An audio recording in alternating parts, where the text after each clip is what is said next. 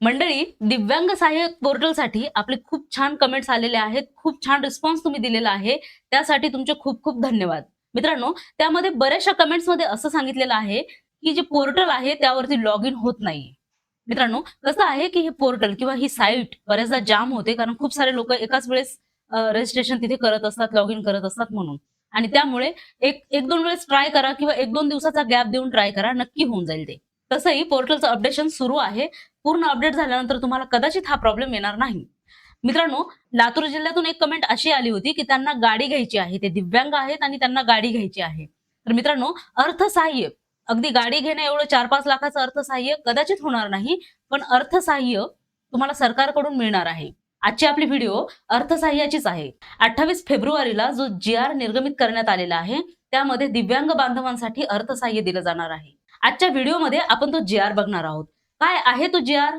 कोण असणार आहे पात्र? काय लागणार आहे डॉक्युमेंट्स? आणि सगळ्यात महत्त्वाचं म्हणजे किती मिळणार आहे आपल्याला अर्थसहाय्य?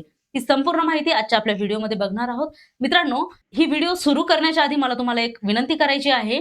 आतापर्यंत खूप सारे माझे बांधव भगिनी जे आहेत, त्या आपल्या चॅनलवरती येतात, व्हिडिओ बघतात. खूप कमी रेशो आहे जे सबस्क्राईब करतायत. तर माझी विनंती आहे तुम्हाला आपल्या चॅनलला सबस्क्राईब सुद्धा करा. तर मित्रांनो, बघूयात 28 फेब्रुवारीला आलेला जी-आर नेमका काय सांगतो? दिव्यांग व्यक्तींना स्वयंरोजगाराकरिता साधन सामग्री म्हणजे टूल किट घेण्यासाठी वित्तीय सहाय्य. हा जो जी-आर आहे, हा 28 फेब्रुवारी 2026 रोजी आलेला आहे. मित्रांनो, याची प्रस्तावना बघूयात काय आहे.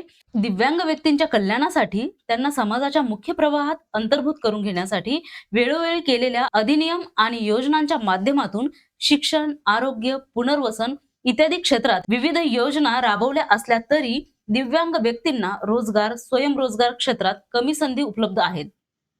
सामाजिक एकात्मतेच्या दृष्टिकोनातून आणि दिव्यांग व्यक्तींच्या उद्यमिता, उद्योजकतेला चालना देण्यासाठी तसेच त्यांना समाजाच्या मुख्य प्रवाहात अंतर्भूत करून घेण्यासाठी रोजगाराभिमुख बनवणे हे एक अत्यंत महत्वाचे पाऊल आहे. दिव्यांग व्यक्तींमध्ये रोजगाराभिमुख शिक्षणाची कमतरता, शारीरिक व मानसिक मर्यादा आणि आर्थिक पाठबळाचा अभाव इत्यादी कारणामुळे दिव्यांग व्यक्तींना रोजगार मिळण्यास अथवा स्वयंरोजगार सुरू करण्यात अडचणी निर्माण होतात. दिव्यांग व्यक्ती कुशल, मेहनती, सक्षम असल्या तरी रोजगाराच्या मर्यादित संधीमुळे आर्थिकदृष्ट्या मागे राहतात.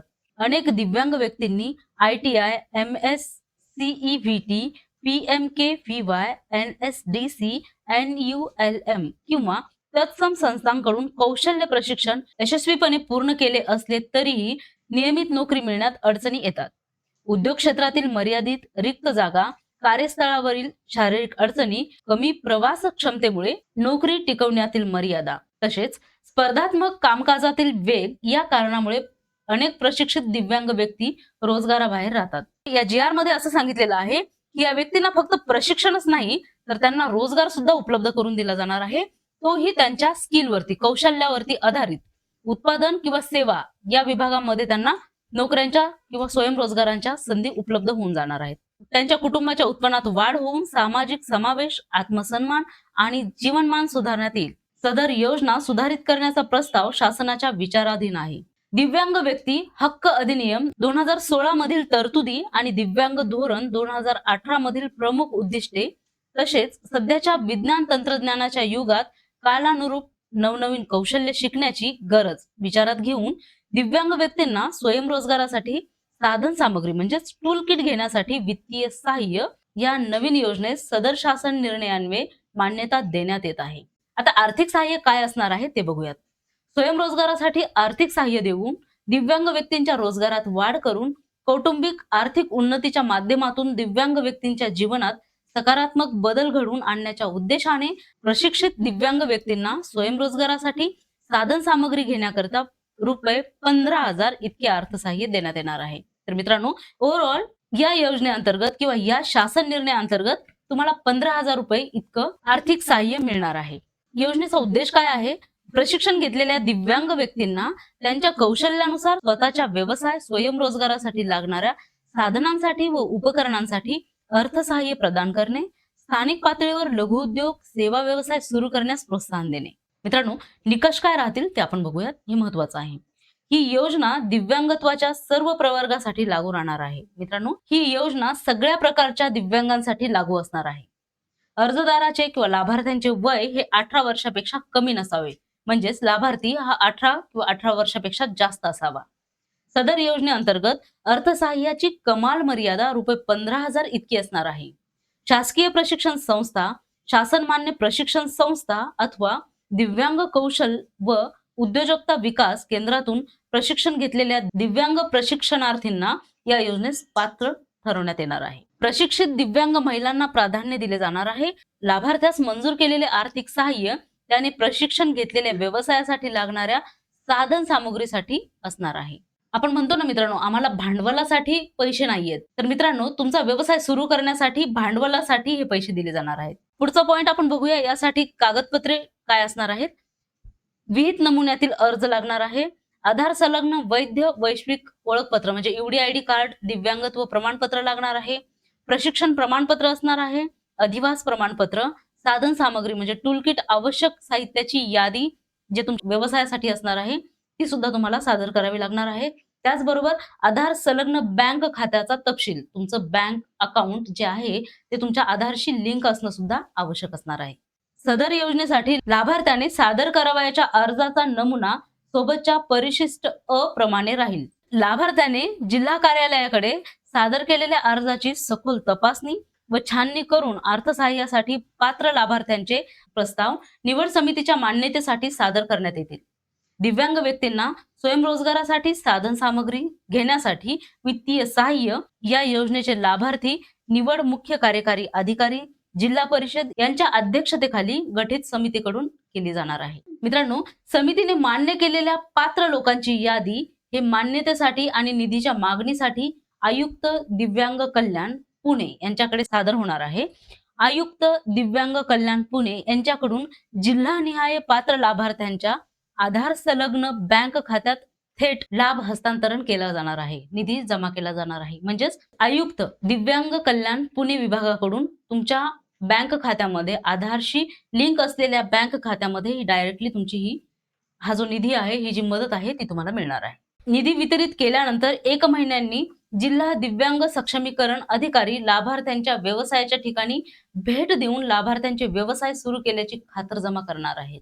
त्यामुळे कुठलाही फ्रॉड या योजनेअंतर्गत चालणार नाही. सुरुवातीच्या 1 वर्षाच्या काळात लाभार्थ्याचा व्यवसाय सुरळीतपणे चालू होईल यासाठी जिल्हा दिव्यांग सक्षमीकरण कार्यालयाकडून सर्वतोपरी सहाय्य केले जाणार आहे. लाभार्थ्याने व्यवसाय सुरू करून दर 3 महिन्याला अहवाल जिल्हा दिव्यांग सक्षमीकरण कार्यालयात सादर करावा लागणार आहे. जिल्हा दिव्यांग सक्षमीकरण कार्यालयाने वर्षातून 2 वेळेस 6 म्हणजे 6 महिन्याला लाभार्थ्याचा व्यवसाय सुरू असल्याची पाहणी त्यांच्याकडून केली जाणार आहे. योजनेच्या निवड समितीने वर्षातून एकदा लाभार्थ्यांच्या व्यवसायाची पाहणी करावी, आढावा घ्यावा. चालू वर्षातील लाभार्थ्याच्या व्यवसायाची माहिती पुढील वर्षाच्या निवड समितीच्या बैठकीत सदस्य सचिवांनी सादर करावी. लाभार्थ्याने ज्या प्रयोजनासाठी आर्थिक सहाय्य घेतले आहे तो व्यवसाय सुरू न केल्यास मंजूर आर्थिक सहाय्याची वसुली सुद्धा करण्यात यावी. मित्रांनो, तुम्ही जर एखाद्या व्यवसायासाठी अर्थसहाय्य घेतलं असेल आणि तो व्यवसाय जर तुम्ही सुरू केला नसेल, ते अर्थसहाय्य तुम्ही दुसरीकडे कुठेतरी वापरलं असेल तर मात्र त्याची वसुली सुद्धा या विभागामार्फत केली जाऊ शकते. मित्रांनो, तुम्हाला जर हा शासन निर्णय वाचायचा असेल तर मी ते डिस्क्रिप्शन बॉक्समध्ये त्याची लिंक दिलेली आहे, तिथे जाऊन हा पूर्ण शासन निर्णय तुम्ही वाचू शकता. मित्रांनो, अर्जाचा नमुना मी तुमच्या समोर दाखवतेय. परिशिष्ट अ प्रमाणे अर्ज तुम्हाला करायचा आहे. हा जो अर्ज आहे याची PDF सुद्धा मी तुम्हाला डिस्क्रिप्शन बॉक्समध्ये देत आहे. हा अर्ज तुम्ही प्रिंट करून घ्यायचा आहे आणि या अर्जामध्ये संपूर्ण माहिती भरून घ्यायची आहे. यामध्ये तुमच्या जिल्ह्याचं नाव आहे, तुमचं मराठीत पूर्ण नाव लिहायचं आहे ते तुम्हाला, तुमचं गाव, तालुका, जिल्हा, पिन कोड, तुमची जन्मतारीख, वय, वर्ष, मोबाईल क्रमांक, मेल ID असल्यास ईमेल ID इथे लिहा. लिंग जे आहे त्यावरती तुम्ही टिक करा. त्यानंतर वैवाहिक स्थितीवरती तुम्ही इथे टिक करू शकता. दिव्यांगाचा प्रकार कोणता आहे, किती % दिव्यांगत्व आहे ते इथे लिहायचं आहे. दिव्यांग प्रमाणपत्र क्रमांक व दिनांक सुद्धा इथे लिहायचा आहे. त्यानंतर तुमचा आधार नंबर, शैक्षणिक पात्रता तुमची काय आहे ते इथे लिहायचं आहे. व्यावसायिक कौशल्य प्रशिक्षण घेतल्याचा तपशील तुम्हाला इथे द्यायचा आहे. संबंधित रोजगाराचा अनुभव असल्यास त्याचा तपशील सुद्धा तुम्हाला इथे लिहायचा आहे. मित्रांनो, त्यानंतरचा पॉइंट आहे तुमच्या रोजगाराची माहिती. प्रस्तावित व्यवसायाचे नाव काय आहे, तुम्ही जो व्यवसाय, तुम्हाला जे अर्थसहाय्य हवं आहे त्याचं नाव काय असणार आहे, व्यवसायाचे स्वरूप, उदाहरणार्थ किराणा दुकान आहे, हस्तकला आहे, शिवणकाम आहे, संगणक सेवा आहे, यासारखे जे काही असेल ते व्यवसायाचं स्वरूप तुम्हाला इथे लिहायचं आहे. व्यवसाय सुरू करण्यासाठी लागणारा अंदाजे खर्च तुमचा किती असणार आहे ते सुद्धा तुम्ही इथे लिहायचं आहे. व्यवसाय सुरू करण्यासाठी लागणारी साधने किंवा उपकरणे काय असणार आहेत तर ती सुद्धा इथे तुम्हाला लिहायची आहेत. त्यानंतर व्यवसाय सुरू करण्याचे ठिकाण इथे लिहायचं आहे. स्वतःची जागा आहे की भाड्याने आहे ते सुद्धा तुम्हाला इथे द्यायचं आहे. आणि मित्रांनो, तुमचे जे डॉक्युमेंट्स आहेत ते आहे आधारशी लिंक असलेलं तुमचं UDID कार्ड किंवा UDID प्रमाणपत्र तुम्हाला द्यायचं आहे. त्यानंतर आधार कार्ड, रहिवासी दाखला, अधिवास प्रमाणपत्र, प्रशिक्षण प्रमाणपत्र, पासपोर्ट आकाराचे 2 फोटो, टूल किट खरेदी केल्याचा पुरावा आणि आधार संलग्न बँक खात्याचा तपशील म्हणजेच बँक पासबुक हे सुद्धा तुम्हाला द्यायचं आहे. मित्रांनो, त्यानंतर घोषणापत्र आहे ते सुद्धा तुम्ही व्यवस्थित लिहून द्यायचं आहे की मी ही जी माहिती देत आहे ती संपूर्णपणे खरी आहे. कोणतीही चुकीची माहिती दिल्यास मिळालेले सहाय्य हे शासनास परत करण्यास मी बांधील राहील, असं त्यांनी एक अर्जदार म्हणजे स्वयं घोषणापत्र आहे त्यामध्ये दिलेलं आहे. यामध्ये तुमचं ठिकाण, दिनांक, तुमची सही किंवा अंगठा जो काय असेल ते इथे तुम्हाला द्यायचा आहे.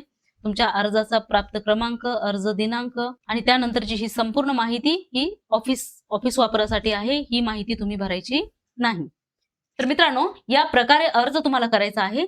सगळ्यात आधी मी हा अर्ज तुम्हाला PDF स्वरूपात देत आहे. तो अर्ज तुम्ही तुमच्या मोबाईलवरती घेऊ शकता आणि त्याची प्रिंट काढून आणायची आहे. तो अर्ज व्यवस्थित लिहायचा आहे. जितकी माहिती तुम्हाला सांगितली आहे तेवढीच माहिती तुम्ही लिहायची आहे. बाकी केवळ कार्यालयीन वापरासाठी आहे ते तुम्ही भरायचं नाहीये. ते अधिकारी भरतील, त्यांची सही आणि शिक्का ते देतील. तर हा संपूर्ण JR मी तुमच्या समोर सादर केलेला आहे. कशी वाटली मला ही व्हिडिओ नक्की कमेंट करून कळवा. आवडली असल्यास लाईक, शेअर आणि सबस्क्राईब करायला विसरू नका. धन्यवाद. क्लाउड मराठी.